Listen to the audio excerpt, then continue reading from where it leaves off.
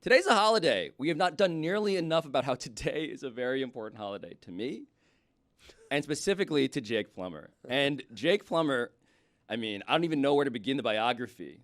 Certainly, NFL quarterback is the way that I know him, but the way that you should see him on youtube.com/lebatard and friends is something that I want to describe visually because, Jake, where are you right now, man? I'm here in the stratosphere of the world. You know, I'm existing here in actual existence in Boulder, Colorado.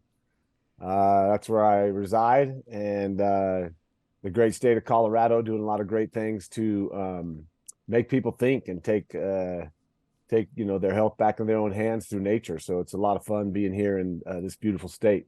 So immediately I want to point out for everybody that you're wearing on your sweater. Yeah. Is that your own design? Can you describe what's on your sweater? You seem to be surprised that you're wearing a sweater when I mentioned that you have a sweater that I'd like you to describe. It's a sweatshirt my mom gave me, and it says on the bottom here, Mycology enthusiast. Which we all should be. We all should be enthused about mycology as we're learning more and more every day. And I like to wear some stuff with mushrooms on it once in a while, but I am a fun guy. So I'm a fun guy, and not just fun as in having fun, but because I like to have fun. I feel like I am a mushroom. You, Kawhi Leonard. Yeah, Jake, both fun guy. I'm curious, how were you introduced to the magic of mushrooms?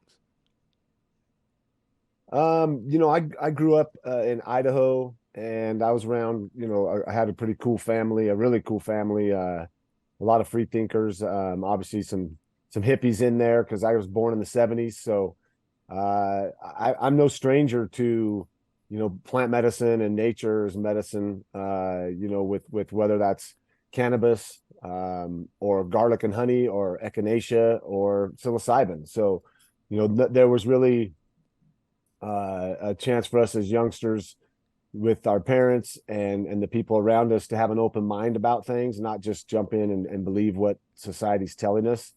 And, the war on drugs was a huge push, a huge thing that happened when I was, I think, around the 4th, 5th grade. It was big, it was like, just say no, just say no. And I was wondering, because I was around some people that used cannabis, and I didn't believe what they were telling us didn't correlate to how they were acting and how they thought and the words that came out of their mouths. I mean, these were intelligent, brilliant people. And so I immediately had doubt when it came to, stay away from this stuff. I wasn't diving into it as a youngster because I was an athlete, and I knew that, there needed to be focus put on what I wanted to do and the dreams I had.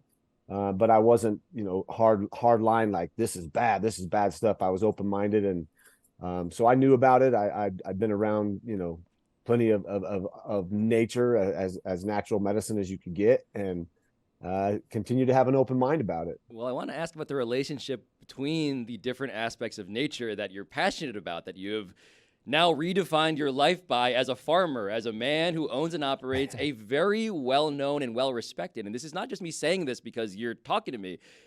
Word has gotten out that you're really good at farming mushrooms, but I want to understand 420 is not a mushroom holiday.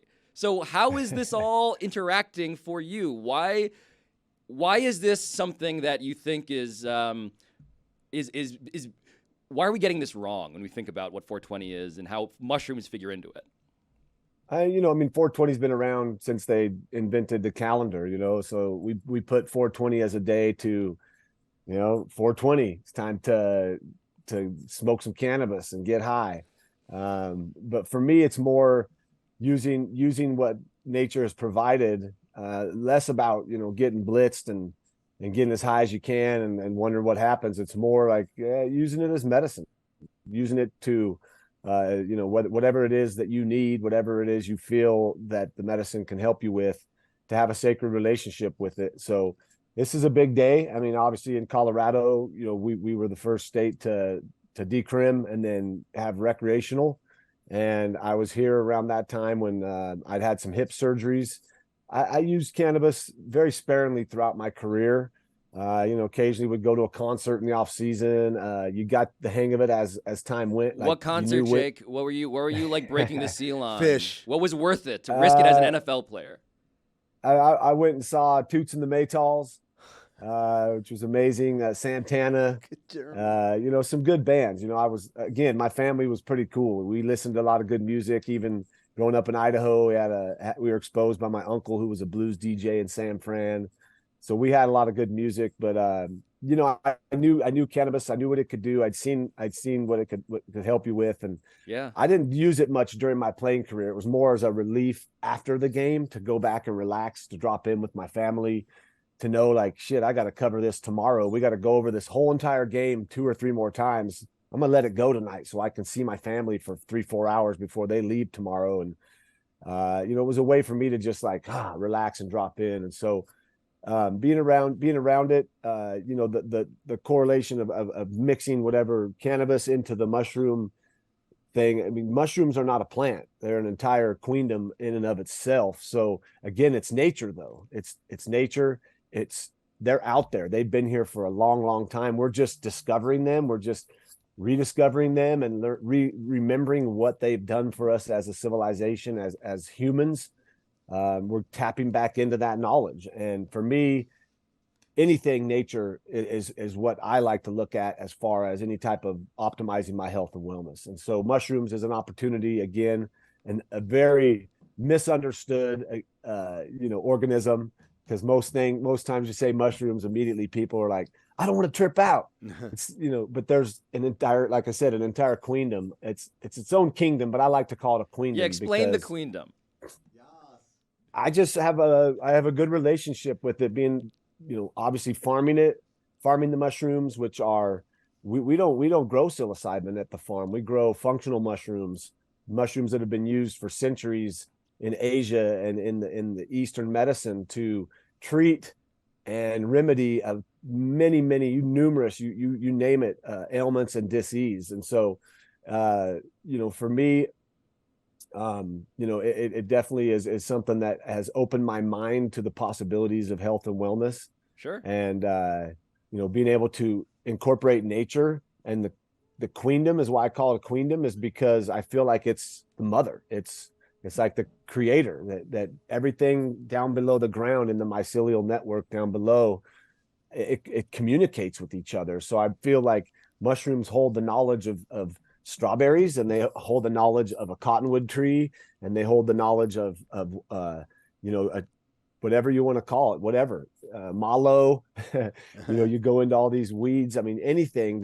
They work with everything in nature, and I feel like they're the mother. They know everything, just like a good mom. A mom can nurture you, can feed you, can also like set your ass down and say, listen, you're not doing this right, or you need to think about this. And so I call it a queendom, because I think this is a growing, as people, I don't like to call it an industry. And we'll get into this as far as why I'm in this, sure. is to bring to it regard and hold it in reverence, and not just try to capitalize on what's been here since the beginning of time, to now make it our own and try to, oh yeah, this is my tincture and my mushrooms and buy my product. Like, I don't believe that. I just want people to know what's out there. And again, like myself, over the last 4 years, to just get lit up by the possibilities of what this queendom could hold for us as humans, and are optimizing our health and wellness. Now, Jake, I have a million questions. Same. They're all written down for me. But before I can progress, I was told that you're going to have a joint on you and you're going to light up for us in the middle of this interview, because I need the visual stimulation. How are we celebrating the holiday, Jake? We have your philosophy, we have your taxonomy of the queendom, but I feel like we're not appropriately actually setting the mood here. Well, for me, it's a little early to wake and bake. I'm not a wake and bake kind of guy. I like to get up and do my thing. If I was going to, today, if I'm going to smoke, I'm going to go out on my bike or go play some handball or go on a hike. For me, I like I said, there's sacredness to the nature, and I'm not a daily get after it smoking weed guy. I use it when I need to, and so for me, I'm not going to apologize. I'm not going to roll a joint and light it up right now. But sometime during the day, Jake, I might. It just depends. Jake is saying that his culture is not our costume. Yeah. Also, which I respect. 786-456-4837. That's the line for Wake and Bake. But Jake, can you explain the difference? I feel like I want to do some explanatory journalism here also. Like, there are a lot of people listening to this who are like, okay, I've seen cannabis get so mainstreamed to the point where it is, I live in New York, it's fully legal there. It is completely unsurprising to see someone lighting a joint and walking around. It is now like part of people's just daily lives. But mushrooms, to me, psilocybin in specific, that is the next thing. And as somebody who has traveled in both worlds, how do you just explain the difference? Like, for people who've never taken mushrooms, how do you explain the difference using weed as a bit of context? Yeah, it's again, it's an education for myself, and I'm going through it right now. But realizing, we worked with the reason I'm sitting here today. We started with cannabis, with hemp. Charlotte's Web was who I worked for. A buddy of mine, Nate Jackson, who I played ball with, knew a guy named Ryan Kingsbury who worked with Charlotte's Web and the Stanley brothers, and presented to us, me and a group of former players here in Denver, to give it a shot, try this hemp oil. And there was a lot of confusion. Well, what does it do? How will it make me feel? So I took it and I felt amazing. I felt my inflammation going away. I was able to get down on the ground and play with my kids. I could get up without pain. Headaches that I was having pretty consistently were going away. I felt nature helping me feel better. And it was an education there between THC and hemp. THC gets you psychotropic high.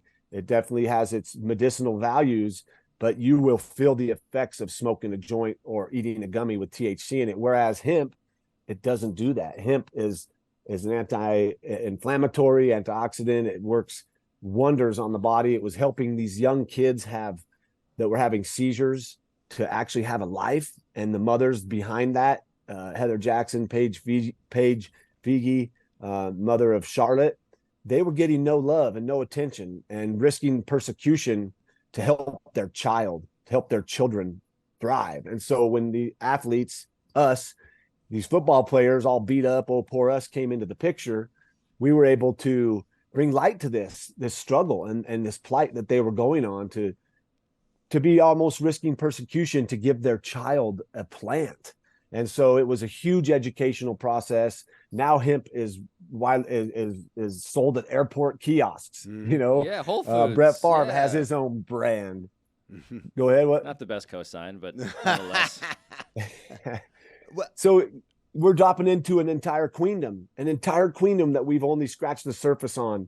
I'm looking at my computer here and all these keyboards. We've maybe found 2 keys and understand what those mushrooms can do for us. And the rest of the keyboard is yet to be discovered. So I'm not a mycologist. I'm a mycophile.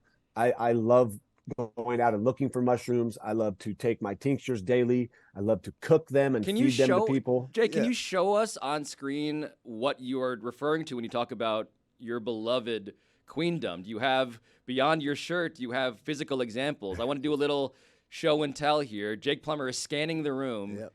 He has gotten up. He is reaching over. There we go. Oh, wow. Here's one, for instance. This is a reishi mushroom, Ganoderma. I think this is Ganoderma lucidum. It's a California red reishi. We grew these. I dried them out. Quick back, story on this. A lot of the shamans that they would exude their graves, they found reishi in their pouches or on a necklace. Reishi is an extremely potent grounding mushroom. It grounds you into the spot you're at, but it also is a connection to the ethereal, to the stars, to the expanse of the universe. So reishi is the mushroom of immortality.